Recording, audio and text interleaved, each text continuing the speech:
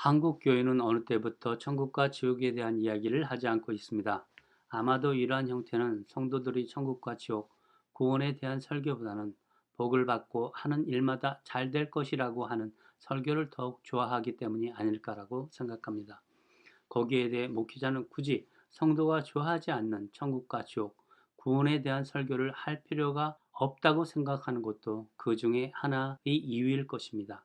천국과 지옥, 예수 그리스도의 복음에 대해 설교를 하면 성도 수가 줄어들고 헌금도 줄어들고 결국 교회의 존폐가 달린 문제가 생기기 때문이 아닐까 하는 생각이 듭니다. 참으로 안타까운 일입니다. 이러한 상황에도 불구하고 일부 기독교회는 종교통합이라는 프로젝트를 실행하고 모든 종교의 신은 결국에 하나다는 논리를 세우고 있어 천국과 지옥과 구원에 대한 이야기를 하지 않으려 한다고 생각합니다. 목회자가 절에 가서 설교를 하고 불교의 스님들이 예배당에서 법회를 하는 것을 보면 정말 가관입니다. 가톨릭의 신부 또한 절에 가서 미사를 보고 종교는 같다라는 말을 하는 것을 들으면 이젠 갈 때까지 간 것이 아닌가라는 생각이 듭니다. 불교에서는 극락왕생과 윤회설을, 가톨릭은 죽으면 심판할 때까지 기다리는 연옥이 있다는 것을 주장하는데도 불구하고 기독교회가 이들과 연합한다는 것이 가능할까 생각해 봅니다. 너무 비약적이라 생각할 수 있으나 앞에서 언급한 이유 말고도 이러한 이유로 인해 교회는 천국과 지옥에 대한 이야기를 금기시하는 것이 아닌지를 스스로에게 질문해 봅니다. 천국과 지옥에 대해 이야기를 하지 않는 목회자는 예수 그리스도의 십자가의 죽음과 부활에 대해 자신도 모르게 부정하지 않나 생각이 됩니다.